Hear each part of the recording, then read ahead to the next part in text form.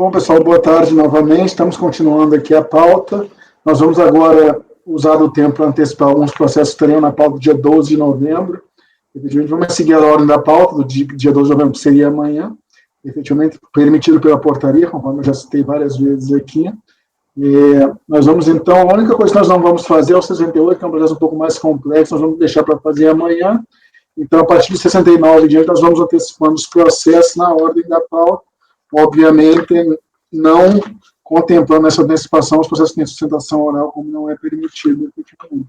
Então, nessa sistemática, o próximo seria o item 69 da pauta, o recorrente é Vilmar da Rosa Madeira, tema preliminar e diversos, relatora a doutora Giovana Pereira, quem eu passo a palavra para relatar o processo número 69 da pauta de amanhã às 9 horas, nós estamos antecipando.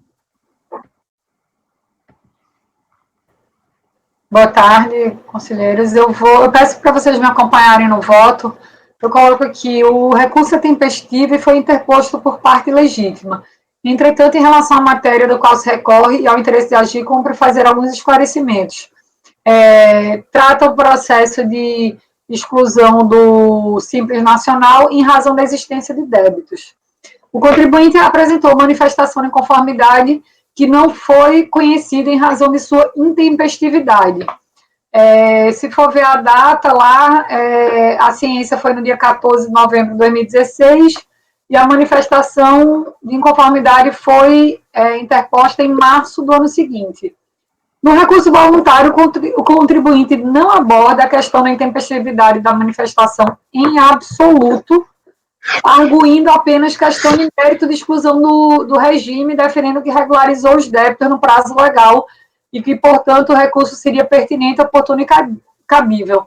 Nesse caso, eu estou, na verdade, não conhecendo, propondo não conhecer do recurso, tendo em vista que a matéria não foi julgada na primeira instância, né? Ela não foi abordada e ele não traz qualquer questão abordando o julgamento da intempestividade na primeira instância. Então, na verdade, eu estou considerando precluso o recurso do contribuinte. Então, eu voto por conhecer do recurso voluntário, tendo em vista que o contribuinte... eu estou votando por não conhecer do recurso voluntário, tendo em vista que o contribuinte não apresentou razões para contrapor o não conhecimento da manifestação pela DRJ. Não é possível, portanto, conhecer de matéria que não foi objeto de julgamento pelo órgão julgador de primeira instância. Acompanhe a relatora, presidente. Tá bom. Então, a seguir, doutor Sérgio. Doutora Bianca. Acompanho, presidente. Doutor Lucas. Também acompanho, presidente. Eu também vou acompanhar.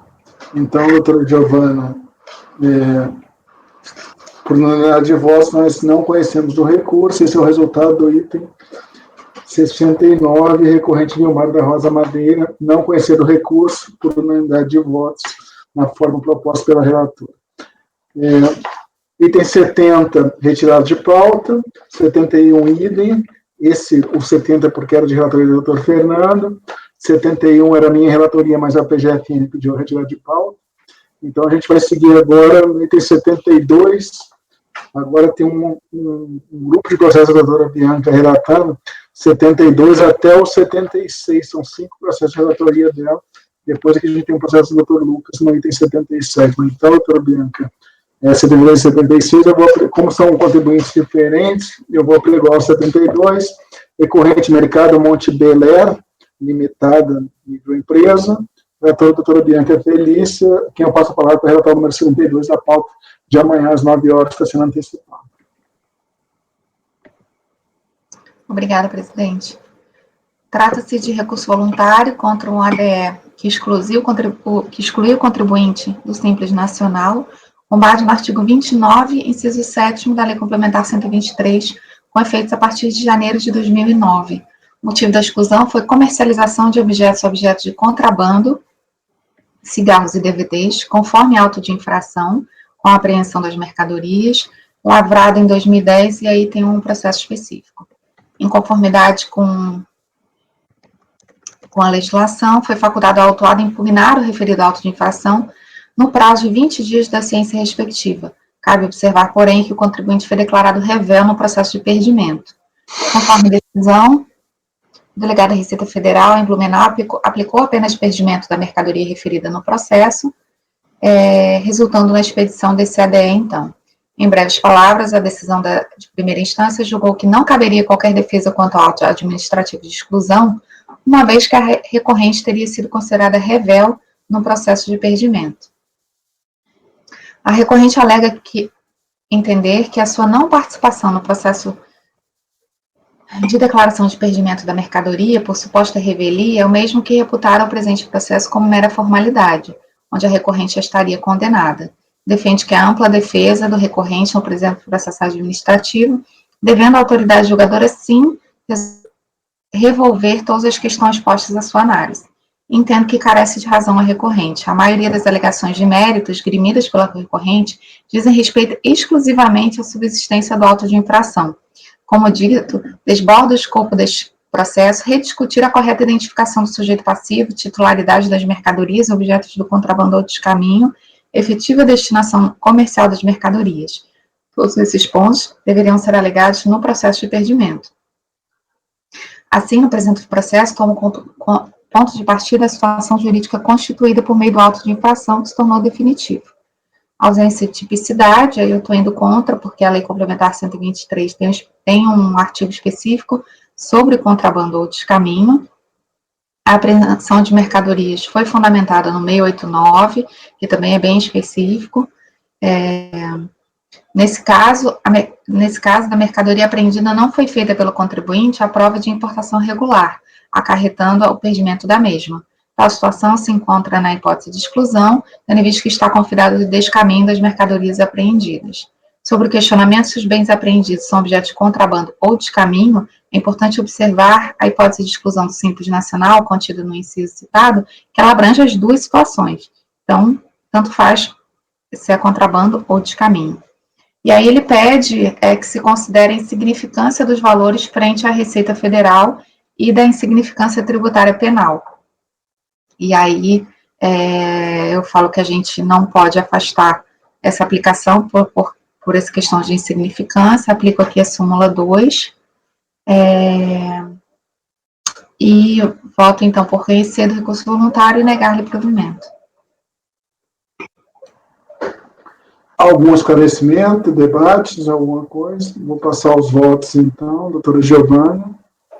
Eu acompanho a relatora integralmente. No mês passado, não sei quem lembra aqui, que eu tive um caso semelhante, o contribuinte não se defende lá no processo que aplica a pena de perdimento, e aí a gente realmente não pode rediscutir, abrir uma discussão que era para ter sido feita lá. E naquele caso, semelhante a esse aqui, o bem que foi objeto da pena que era no caso de descaminho, foi uma garrafa de vinho, ou seja, aquela questão do princípio da bagatela não, ou da insignificância é difícil para a gente definir aqui o que seria insignificância. Então, eu prefiro realmente me abster, eu acompanho a relatora. Doutor Dornelas. Acompanho a relatora, presidente. Doutor Sérgio. Acompanho a relatora. Doutor Lucas. Acompanho. Eu também acompanho a relatora. Então, o resultado do item 72 da pauta que seria julgado amanhã, mas está sendo antecipado, negar provimento ao recurso voluntário por unanimidade de votos do colegiado. Então, item 73 agora, doutora Diana, que é recorrente Eridata Teleinformática ME, limitada ME.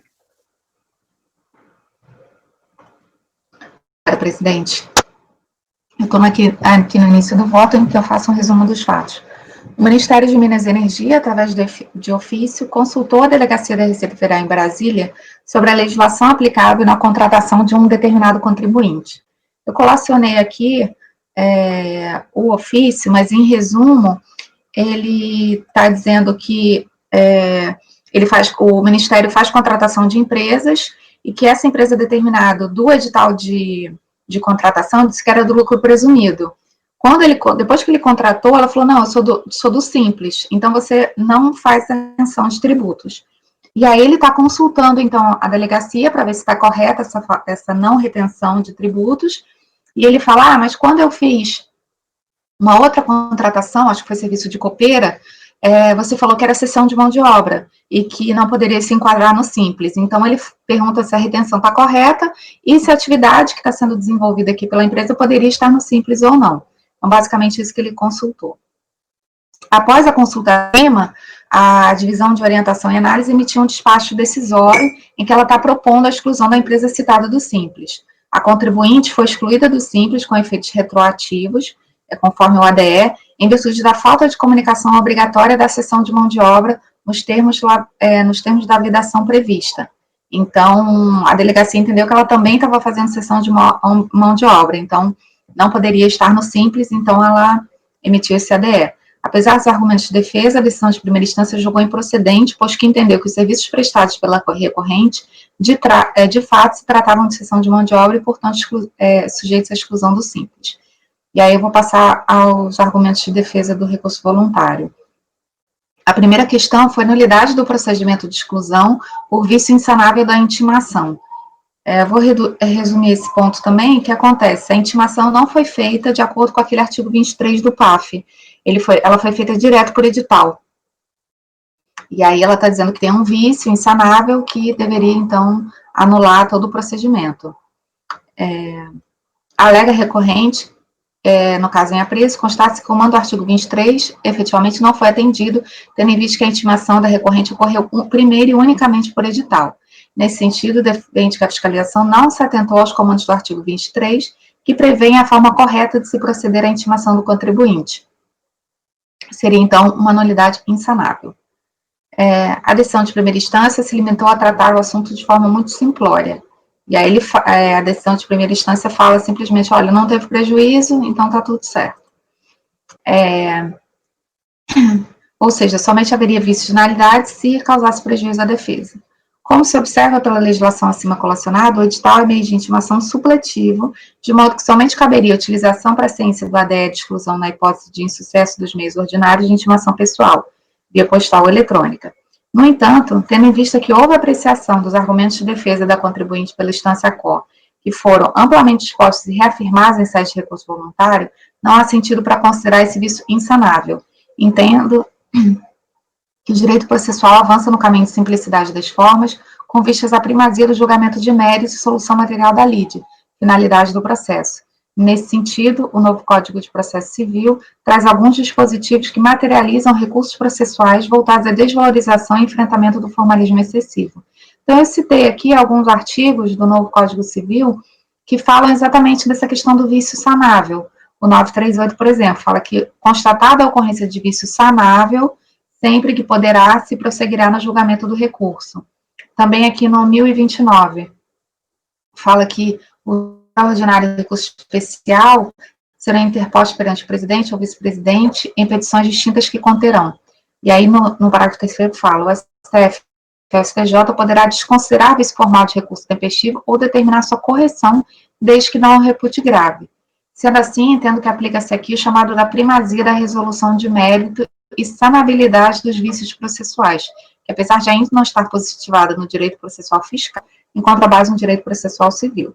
Aproveito para citar as palavras aqui da nossa ilustre conselheira, colega Letícia Domingues da Costa Braga, que ela fez um arrazoado sobre o tema no ano de 2018, que eu copiei aqui a fundamentação de voto dela, que eu acredito que tenha sido bastante esclarecedora.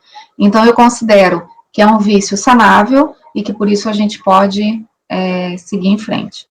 Em relação ao mérito, a recorrente alega que a situação não se enquadra na situação descrita do artigo 17, inciso 12 da lei complementar, uma vez que a referida norma se dirige àquelas empresas que tenham como atividade fim unicamente a cessão ou locação de mão de obra.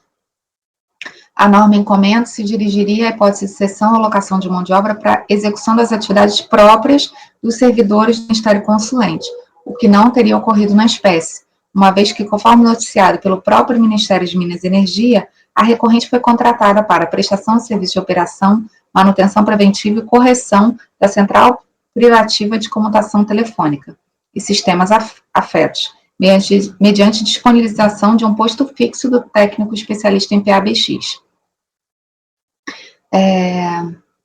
Notem que o parágrafo 1º do artigo 17 excepciona algumas situações, e aí eu achei importante mencionar aqui. As vedações relativas ao exercício das atividades previstas no caput não se aplicam às pessoas jurídicas que se dediquem exclusivamente às atividades referidas no parágrafo 5º-B e 5º-E do artigo 18 da lei complementar, ou que exerçam em conjunto.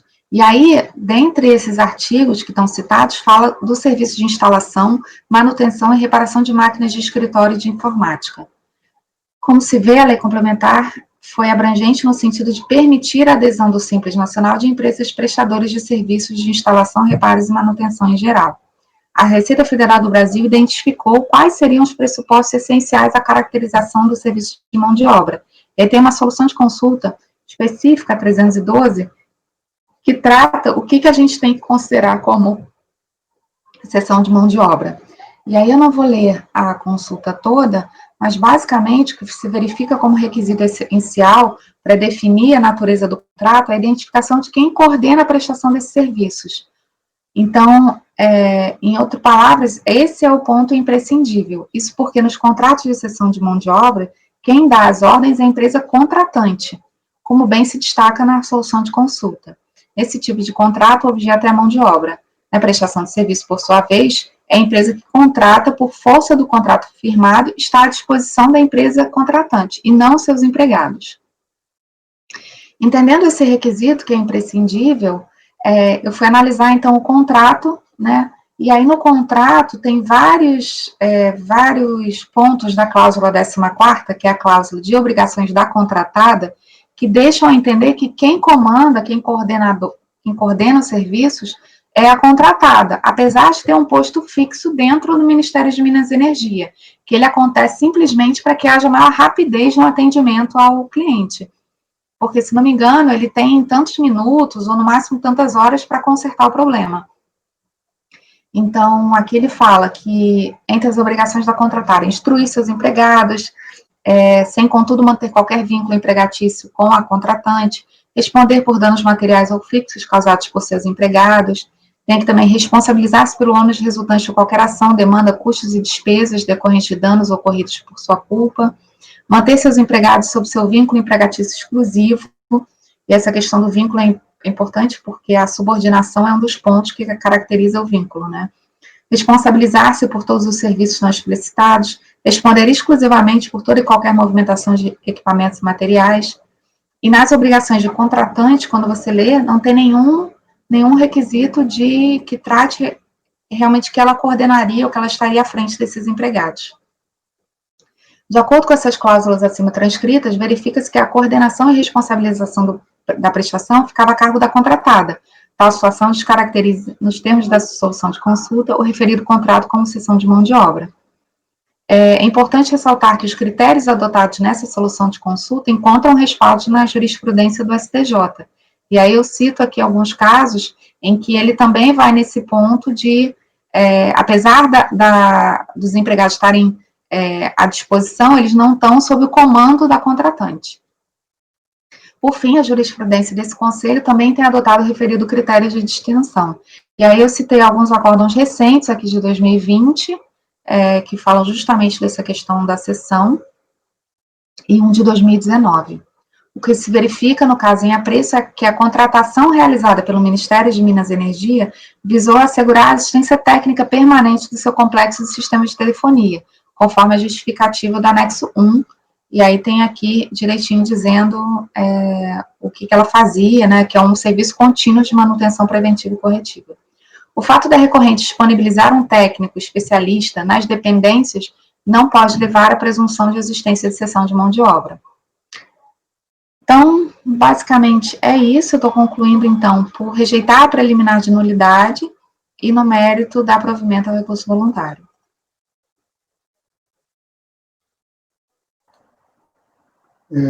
Debates, esclarecimentos. Eu confesso que aí enquanto a conselheira Bianca ela lia aí o voto dela, eu fiquei com muita dúvida da natureza do contrato, né, essa nuance entre a cessão de mão de obra e a questão de uma prestação de um serviço onde você desloca um funcionário seu sob sua subordinação para dentro da empresa. Às vezes essa nuance fica difícil. E eu peguei um processo desse, inclusive, que era sessão de mão de obra para prestação de jardinagem, aí tem porteiro, aí tem até um artigo, nem me lembro agora qual, que ele ressalva, um pode, outro não pode, mas nesse caso específico aqui, à medida que a conselheira mostrou o contrato, fez análise do contrato, eu comecei a fazer uma analogia com o que a gente tem na própria Receita Federal, o servidor do SERPRO, que ele é servidor do SERPRO, ele não é servidor da Receita Federal e não é uma seção de mão de obra, mas a gente precisa de um técnico ali, às vezes, 24 horas para dar suporte ao servidor que está instalado dentro das dependências. Então, é uma coisa mais técnica ali do PABX, eu tô entendendo que, de fato, não seria uma seção da mão de obra, porque a subordinação dele ainda é com, no caso aqui, a recorrente. Ele não teria... Né, eu imagino que é um serviço que não pode parar, não pode quebrar, você precisa de um técnico seu dentro da empresa para a qual você está prestando o serviço de manutenção do equipamento. Tem 2 pontos aí, exatamente esse, a questão do tempo, né, ele precisa atender rápido, né, então tem essa questão do atendimento imediato, ou tem no máximo tantos minutos, enfim, para fazer a correção. E tem a questão do know-how também. Esses funcionários, a empresa contratante, o Ministério de Minas e Energia, não tem nem know-how para dizer o que ele tem que fazer tecnicamente. Olha, você vai fazer, você vai mexer aqui, você vai abrir o programa tal. Todo esse know-how é da empresa contratada. E ela que diz, olha, nesse caso você tem que... A empresa contratante quer que seja consertado, né? O que está sendo feito, toda a coordenação do trabalho, que arquivo que entra... que programação que faz, enfim, até a disponibilidade de alguns equipamentos é feito pela empresa contratada.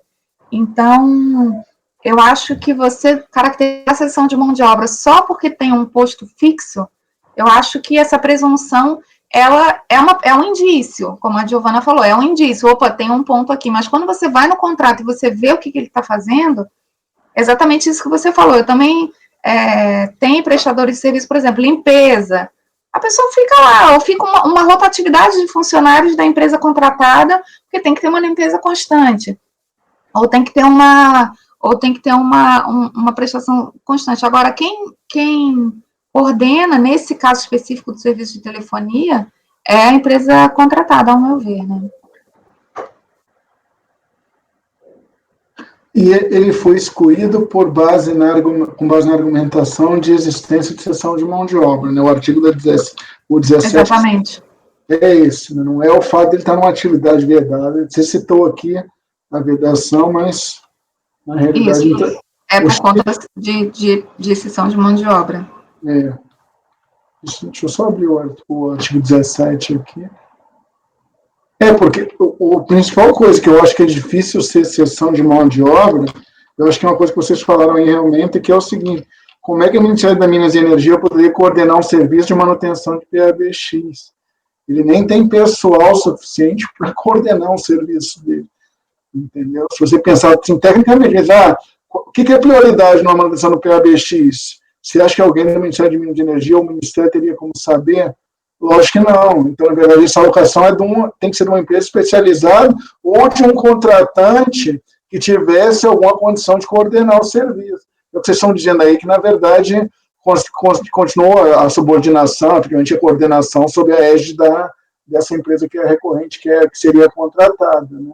Quando o contratante é meio estranho, assim, a atividade é um pouco complicado se dizer que ele coordena a atividade, né? Por exemplo, vamos supor que no Ministério tivesse 2 centrais ao mesmo tempo que falam qual é a prioritária, qual que eu vou tratar, qual que eu vou resolver antes, é um pouco complicado. Eu tendo a concordar com esse posicionamento de vocês. Só queria ver essa coisa da lei.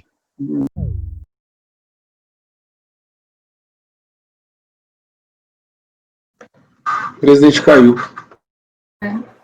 Vamos lá. Ele deve entrar. Bem na hora que ele ia... mas aí de repente ele vai continuando as discussões, né? Se alguém tem alguma coisa mais aí a... Dona, ela está no mute.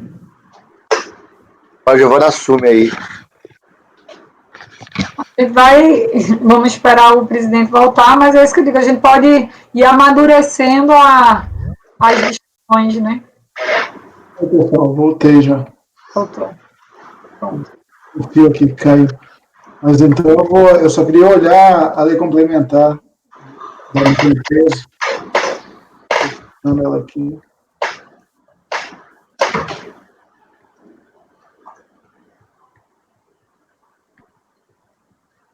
Tem a questão da intimação, que ninguém falou nada, se é um vício sanável ou... Eu já me manifestei num processo semelhante aqui, eu também acho isso, que sem prejuízo não se fala em nulidade, efetivamente. Eu concordo plenamente com essa tese também, e também acho que a gente não tem nenhuma das hipóteses taxativas de 59. Então, eu acho que eu estaria inteiramente de acordo com a tese que você desenvolveu, entendeu?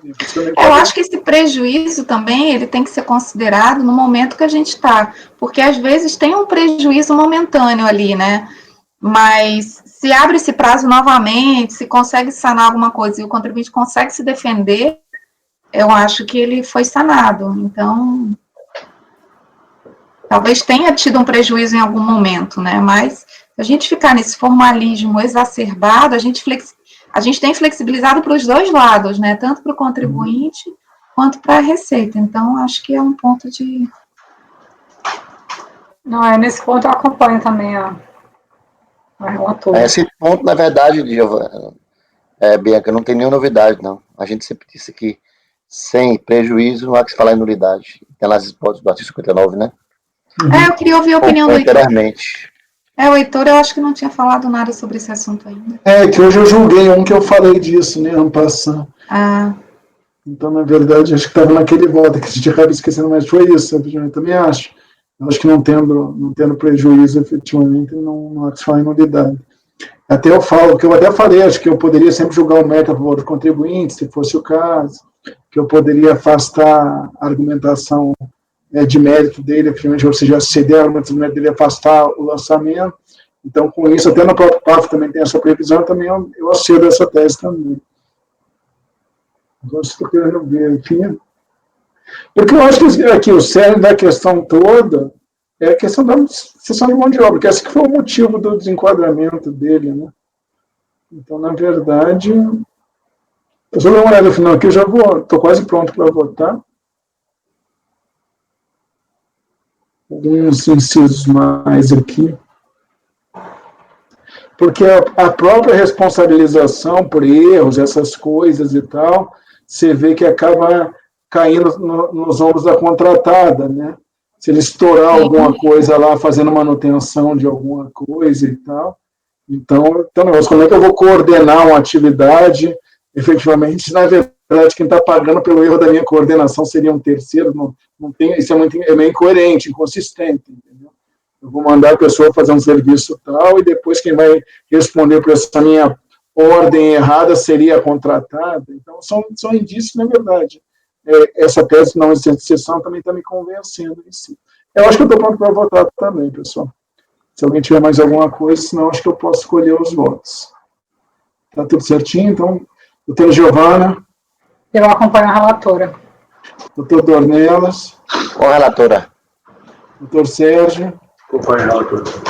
Doutor Lucas. Com a relatora, presidente. Eu também vou acompanhar, então. Então, o resultado do recurso conhecer do recurso voluntário, rejeitar a preliminar de nulidade, e no mérito por unanimidade de votos, tudo por unanimidade de votos, dá provimento ao recurso do contribuinte. Esse foi o item 73. Então, doutora Bianca, seguindo aí na sequência, item 74, recorrente Pereira e M. Lopes, limitada, novamente Simples Nacional a matéria, com a palavra para relatar, por favor. Obrigada, presidente. Trata-se de processo de exclusão do Simples, formalizado por ADE em 2015, comunica a exclusão do Simples Nacional com efeitos a partir de janeiro de 2016, em virtude da exigência de débitos apurados pela sistemática do Simples Nacional de 2008 a 2011. A recorrente apresentou manifestação de conformidade contra a exclusão em síntese. Ela alega que no período de 8 a 11 teve dificuldades financeiras que eram ainda maiores para o contribuinte, que resultou na não quitação das parcelas. Reconhece a dívida e se propõe a pagar uma parcela mínima mensal de valor de R$ 500. A exclusão do Simples, por motivo de débitos em aberto, viola os princípios constitucionais, tais como da capacidade contributiva, tratamento favorecido e simplificado às microempresas. A decisão de primeira instância julgou improcedente a manifestação de inconformidade, não teve juntada de novos documentos que pudessem comprovar. Em verdade, a mesma se limitou a repisar os argumentos já levantados em sede de impugnação. Só um minutinho. Dado o contexto, tendo em vista o artigo 57, parágrafo 3º do anexo 2º do RICARF, eu estou reproduzindo aqui a fundamentação da DRJ. Realmente, eu acho que é lamentável, né, que realmente tenha havido dificuldades financeiras, mas, infelizmente, a gente não pode reverter essa situação de exclusão do Simples. Eu acho que a parcela que tinha sido proposta para ele era um parcelamento com uma parcela de R$1.100. Ele falou que não tinha como marcar com esses 1.000 e pouquinho, só tinha como marcar com 500, mas, infelizmente, não reverteu a situação de dívida, né, que é pontuado na legislação. Então, eu estou reconhecendo o recurso, mas negando o provimento no mérito. Alguma consideração adicional, pessoal? Então, doutora Giovana, como vota? Eu acompanho a relatora. Doutor Dornelas? Acompanha a relatora. Doutor Sérgio? Acompanha a relatora. Doutor Lucas? Acompanha a relatora. Eu também acompanho a relatora, então, resultado do julgamento, por unanimidade de votos, negar provimento ao recurso do contribuinte. Esse foi o item 74 da pauta, Pereira e M. Lopes, limitado. Item 75, agora, recorrente é SAPnet, Sistemas e Soluções Integradas. Continuando, a relatora doutora Bianca, que passa a relatar. Obrigada, presidente. A recorrente foi excluída do Simples Nacional a partir de 2015 por possuir débitos relativos ao período de 4 de 2013, 12 de 2013, 1 de 2014 e 2 de 2014, com exigibilidade não suspensa. E aí, aqui, eu fiz questão de colocar o ato declaratório, uma cópia, que dá para ver exatamente quais foram os débitos que ela apontou como débitos em aberto. Cientificada, ela apresentou manifestação de conformidade, alegando em síntese que ela parcelou esses débitos indicados no ADE e recolheu a primeira parcela conforme os documentos anexos. E aí eu colacionei também, então, o que ela juntou na manifestação de conformidade.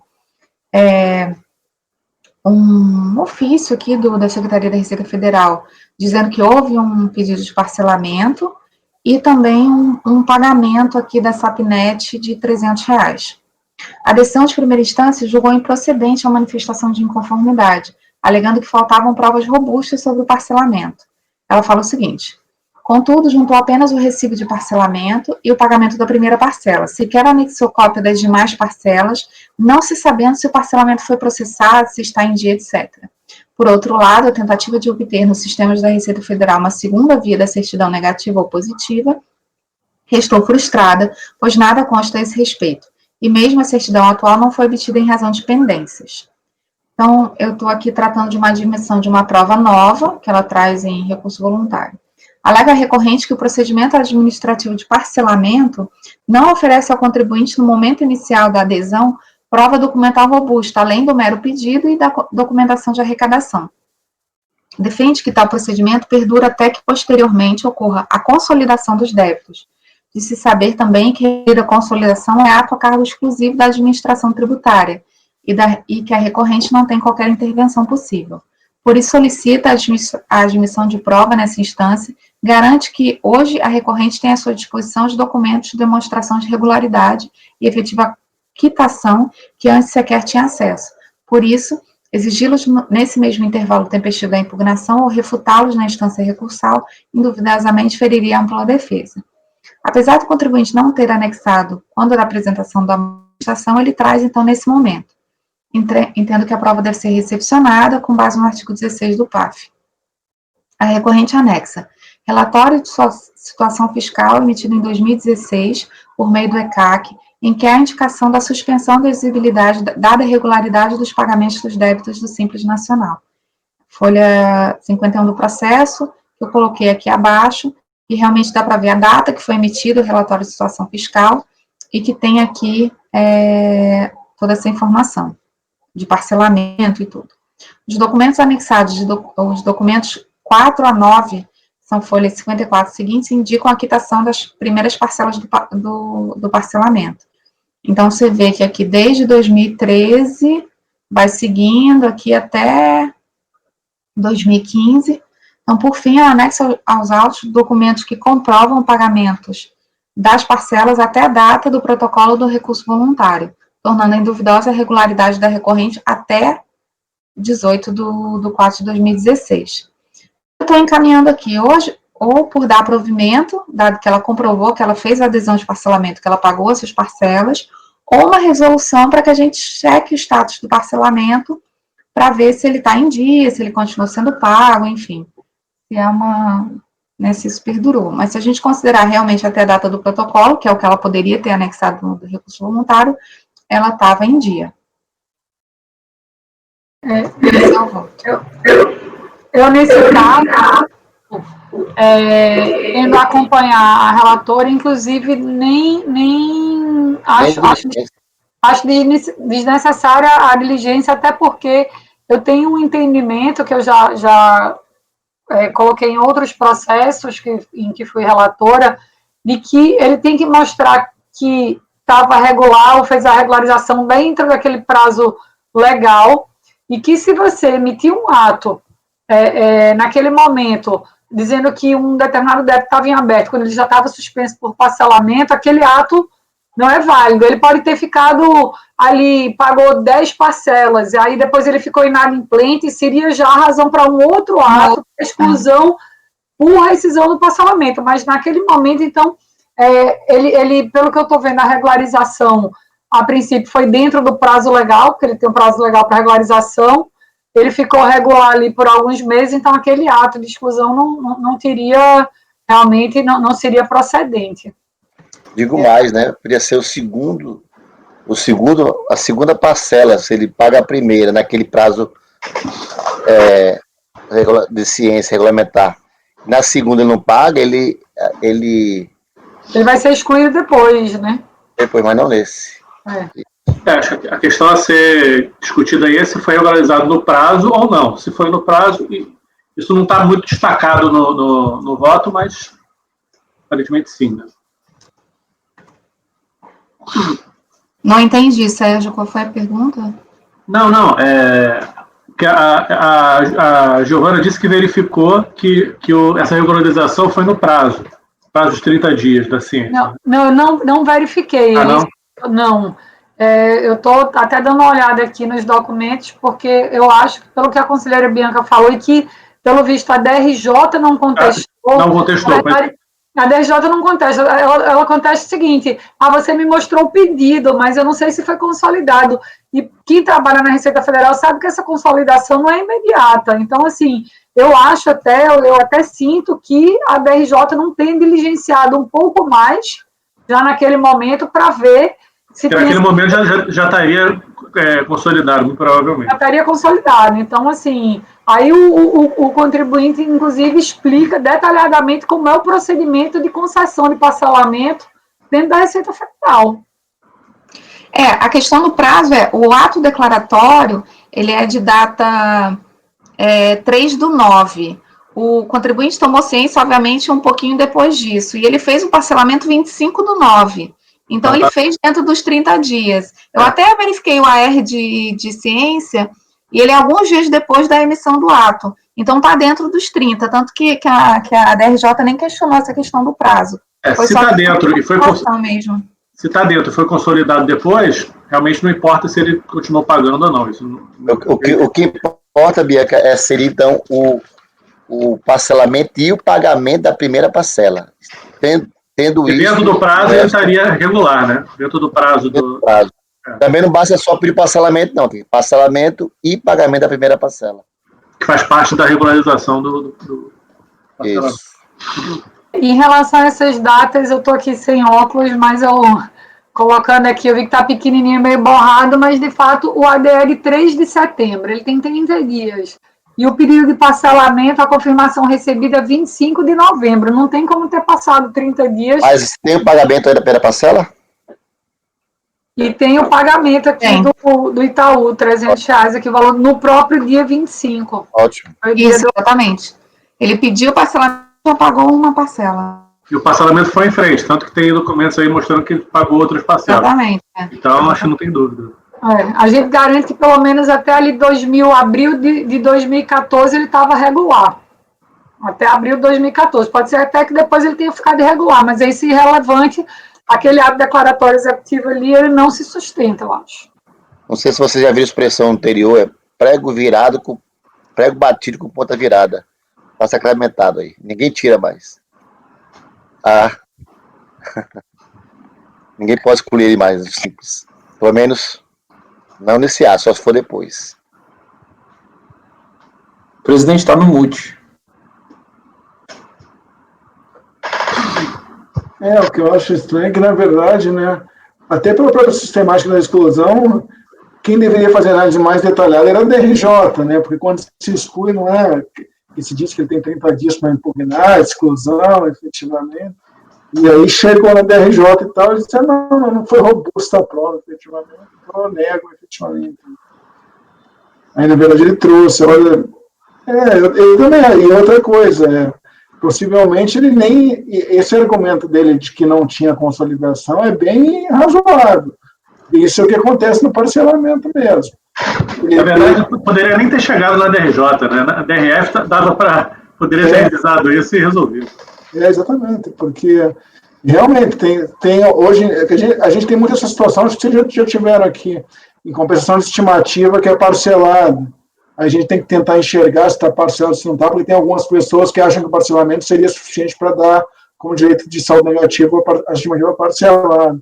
Eu sei que assim, na DRJ a gente vai ter um treinamento de ver os parcelamentos, entendeu? Então, na verdade, não seria assim, tentar ver isso na DRJ seria mais fácil até que para nós aqui, o contribuinte acabou trazendo, e eu acho que não houve essa tentativa assim, na DRJ de se ir mais a fundo. Disse, olha, se quer anexar o cópia do processo, e ainda se falou essa coisa processada, tudo bem o parcelamento. Mas se está em dia ou não, eu também tendo a achar que, para fim do ato declaratório, se ele tivesse pago a primeira parcela, estaria ok. Então, tinha que estar regulado no 30º dia no prazo. Se está no 31º não é problema. Porque não há pendência do dia 31, não há. Você tem que regular 30 dias o que está aqui. Se vai surgir um no 60, ele é evidente, entendeu? Não dá nem para dizer que sim, nem que não. Mas tá bom, estou pronto para voltar também, pessoal. Então, doutora Giovana. Vou acompanhar a relatora. Doutor Dornelas. Acompanha a relatora.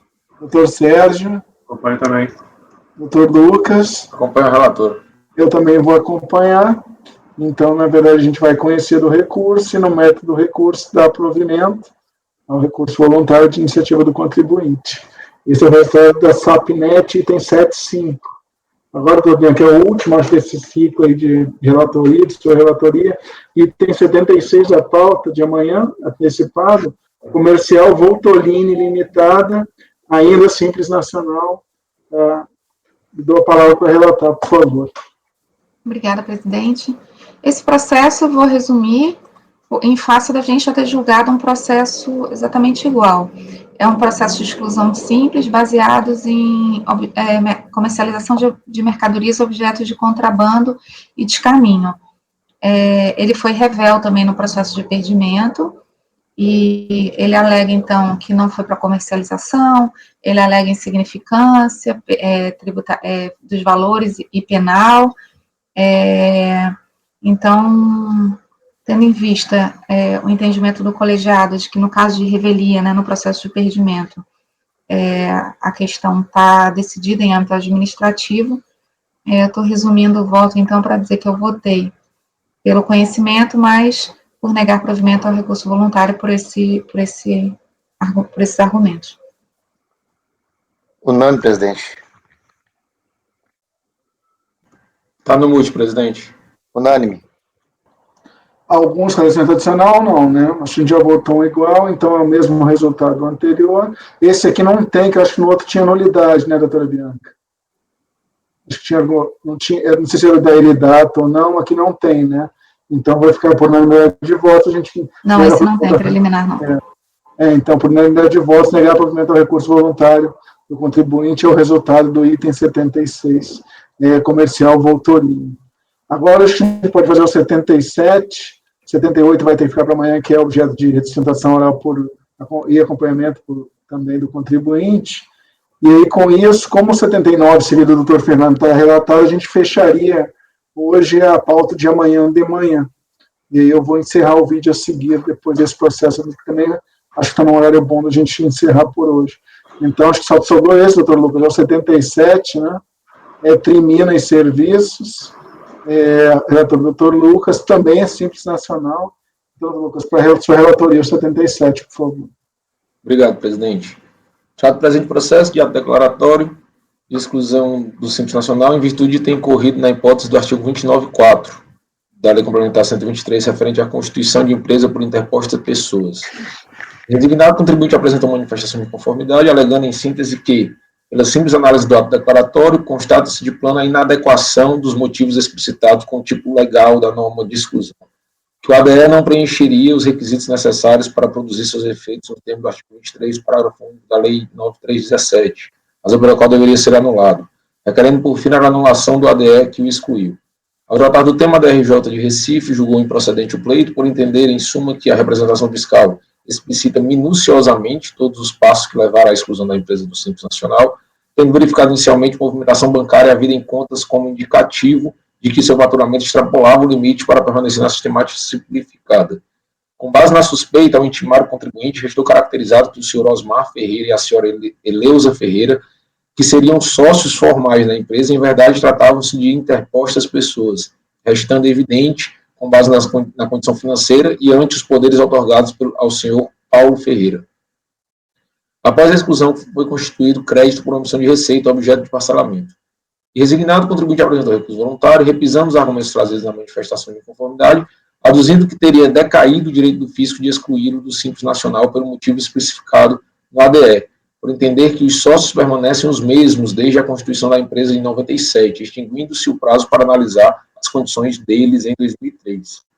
Então, caso aqui interpostas pessoas, e a argumentação que o contribuinte não desconstitui essa imputação fiscal, mas diz que, como os sócios são os mesmos desde a formalização da pessoa jurídica, não poderia, nesse momento, ser discutido isso, e que não teria razão para essa exclusão do Simples. Esse é o relatório. Algum esclarecimento, debates? Então, doutor Lucas, pode passar o voto. O contribuinte trouxe preliminar de decadência, em que, pese não haver pedido específico em relação à causa de pedir formulado no corpo do recurso voluntário, passa a apreciação do tema. Entende o recorrente que o direito da Fazenda de excluir a pessoa jurídica pelo motivo especificado no ato declaratório, constituição de empresa por interpostas pessoas, confirmado pelo refutado acórdão, extinguiu-se em 2003, sendo que o prazo decadencial começa a fluir a partir da data da sua constituição em 97. O referido entendimento, entretanto, não encontra respaldo legal. A Lei Complementar 123, que institui a sistemática de tributação do Simples Nacional, traz em seu conteúdo normativo diversas condições essenciais, não só para que a pessoa jurídica seja aceita no mencionado sistema, mas também para que ela se mantenha nele. O artigo 29.4 não traz nenhuma condição temporal para a exclusão da pessoa jurídica que tenha sido constituída através de interpostas pessoas. Ora, não pode o agente público, ciente de uma ilegalidade, constituição de pessoa jurídica por interpostas pessoas, se manter inerte, sob pena inclusive de sofrer sanções disciplinares. A decadência alegada pelo recorrente não se aplica ao caso invertente, devido ao fato de não tratar-se aqui de lançamento tributário, mas de exclusão do Simples Nacional por expressa previsão legal, atendendo o ADE a todos os elementos contidos na Lei Complementar 123 para assim fazer. Trata-se o Simples Nacional de uma modalidade especial de tributação, e por tal razão as condições para a manutenção dessa sistemática podem e devem ser apreciadas pela autoridade fiscal, a fim de evitar que se beneficiem dessas condições pessoas jurídicas que não atendem aos regramentos legais exigidos. Eventual discussão a respeito da decadência do lançamento tributário, que decorrente da exclusão do Simples, deve se dar nos autos do processo administrativo do lançamento, e não nesse aqui que é de exclusão exclusivamente. Por tal razão, afasta a preliminar de decadência. No mérito, eu me filio à decisão da DRJ, em relação ao fato de que, eu grifei aqui alguns trechos específicos, bem simples, mas o contribuinte não afastou a imputação de que teria interposto as pessoas. Nada obstante, nos dizeres da DRJ, nada obstante, ao longo do procedimento fiscal, verificou-se que o senhor Osmar Ferreira e a senhora Eleusa Ferreira, sócios formais da empresa, com efeito, tratava-se de interpostas pessoas, o que restou evidente ante a sua condição financeira e ante os poderes outorgados ao senhor Sérgio Ferreira. Traz aqui uma série de embasamento e, nesse passo sem sentido, a alegação de que a exclusão estaria lastreada em auditoria pendente de decisão. Vale dizer, logo após a exclusão, constituiu-se crédito por omissão de receita caracterizada por falta de comprovação de origem de recursos utilizados em depósitos bancários, que foi objeto de parcelamento por parte da interessada. Não se enxerga vícios no ADE. Os fatos, como dito, bem assim a legislação subsunsora, estão descritos tanto nele como na representação fiscal. O que ensejou a exclusão do simples foi a constituição da empresa por interpostas pessoas, fato que se presume ao inciso 4 do artigo 29.